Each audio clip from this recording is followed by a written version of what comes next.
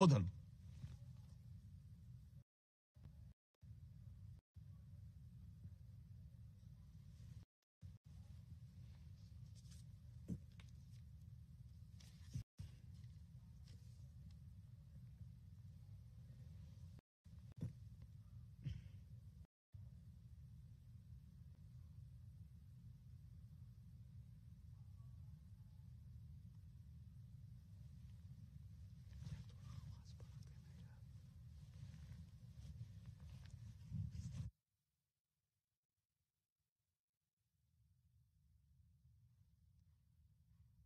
मेरे प्यारे देशवासियों, नमस्कार।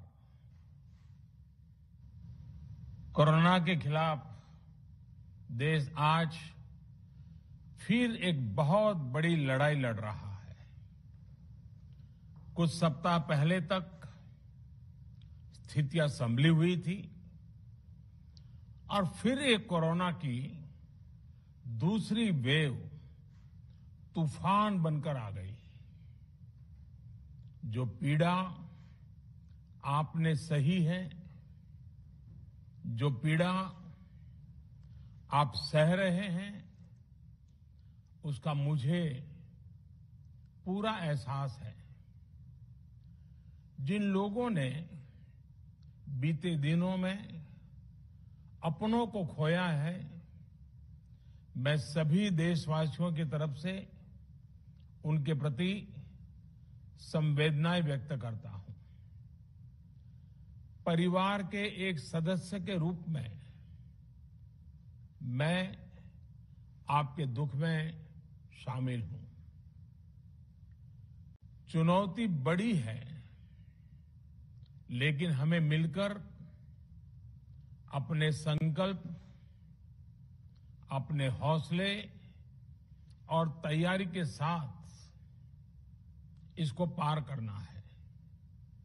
साथियों, अपनी बात को विस्तार देने से पहले मैं देश के सभी डॉक्टरों, मेडिकल स्टाफ, पैरामेडिकल स्टाफ, हमारे सभी सफाई कर्मचारी भाई बहन, हमारे एम्बुलेंस के ड्राइवर्स, हमारे सुरक्षा बल, पुलिसकर्मी, सभी की सराहना करूंगा।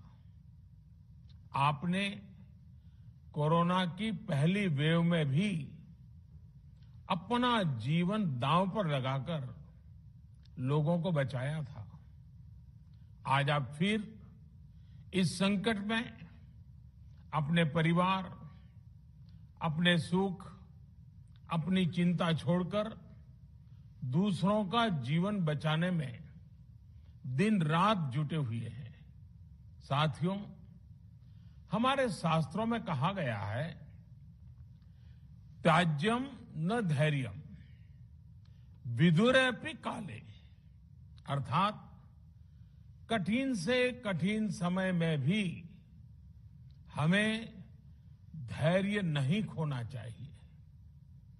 किसी भी परिस्थिति से निपटने के लिए हम सही निर्णय लें, सही दिशा में प्रयास करें, तभी हम विजय हासिल कर सकते हैं। इसी मंत्र को सामने रखकर आज देश दिन रात काम कर रहा है। बीते कुछ दिनों में जो फैसले लिए गए हैं, जो कदम उठाए गए हैं, वो स्थिति को तेजी से सुधारेंगे। इस बार कोरोना संकट में देश के अनेक हिस्से में ऑक्सीजन की डिमांड बहुत ज्यादा बढ़ी है। इस विषय पर तेजी से और पूरी संवेदनशीलता के साथ काम किया जा रहा है। केंद्र सरकार, राज्य सरकारें, प्राइवेट सेक्टर, सभी की पूरी कोशिश है कि हर जरूरतमंद को ऑक्सीजन मिले। ऑक्सीजन प्रोडक्शन और सप्लाई को बढ़ाने के लिए भी कई स्तरों पर उपाय किए जा रहे हैं। राज्यों में नए ऑक्सीजन प्लांट्स हो, 1 लाख नए सिलेंडर पहुंचाने हो, औद्योगिक इकाइयों में इस्तेमाल हो रही ऑक्सीजन का मेडिकल इस्तेमाल हो, ऑक्सीजन रेल हो, हर प्रयास किया जा रहा है। साथियों, इस बार जैसे ही कोरोना के केस बढ़े, देश के फार्मा सेक्टर ने दवाइयों का उत्पादन और बढ़ा दिया है। आज जनवरी फरवरी की तुलना में देश में कई गुना ज्यादा दवाइयों का प्रोडक्शन हो रहा है। इसे अभी और तेज किया जा रहा है। कल भी मेरी देश की फार्मा इंडस्ट्री के बड़े जो प्रमुख लोग हैं, उसके जो एक्सपर्ट लोग हैं, उनसे बहुत लंबी चर्चा हुई है। प्रोडक्शन बढ़ाने के लिए हर तरीके से दवाई कंपनियां की मदद ली जा रही है। हम सौभाग्यशाली हैं कि हमारे देश के पास इतना बड़ा मजबूत फार्मा सेक्टर है जो बहुत अच्छी और तेजी से दवाइयां बनाता है। इसके साथ ही अस्पतालों में बेड की संख्या को बढ़ाने का भी काम तेजी से चल रहा है। कुछ शहरों में ज्यादा डिमांड को देखते हुए विशेष और विशाल कोविड हॉस्पिटल बनाए जा रहे हैं।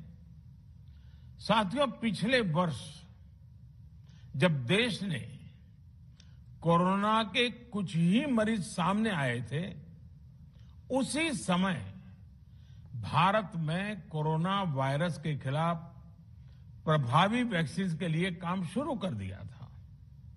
हमारे वैज्ञानिकों ने दिन रात एक करके बहुत कम समय में देशवासियों के लिए वैक्सीन विकसित की है।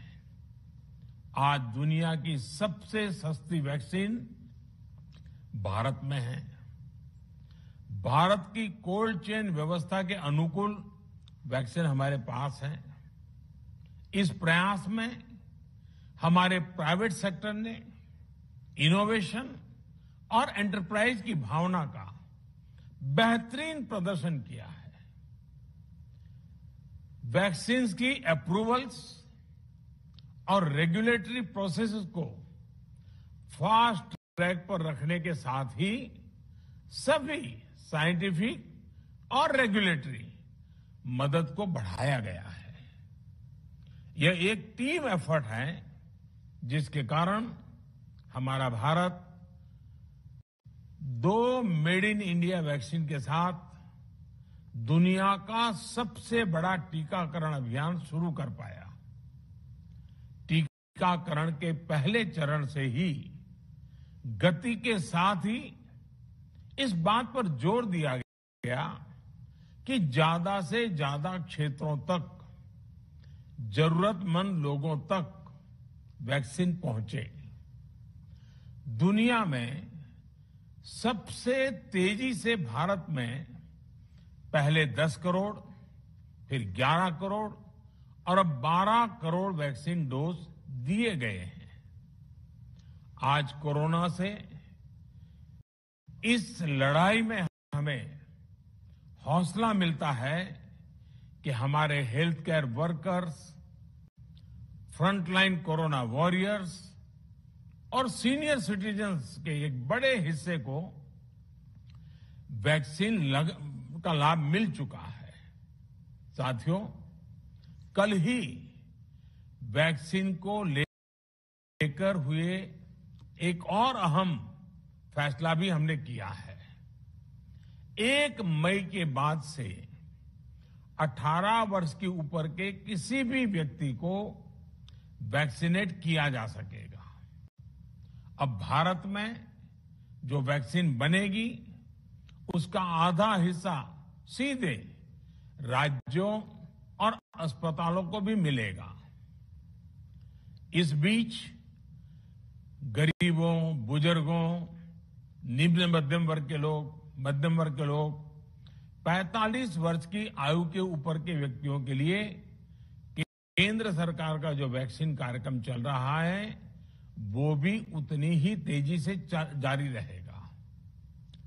पहले की तरह ही सरकारी अस्पतालों में मुफ्त वैक्सीन मिलती रहेगी, जिसका फायदा, जैसा मैंने कहा, हमारे गरीब परिवार हो, हमारे मध्यम वर्ग, निम्न मध्यम वर्ग के परिवार हो, वो उनका लाभ उठा सकेंगे।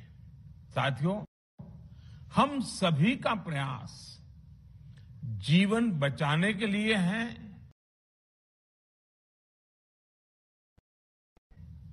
और जीवन बचाने के लिए तो है ही,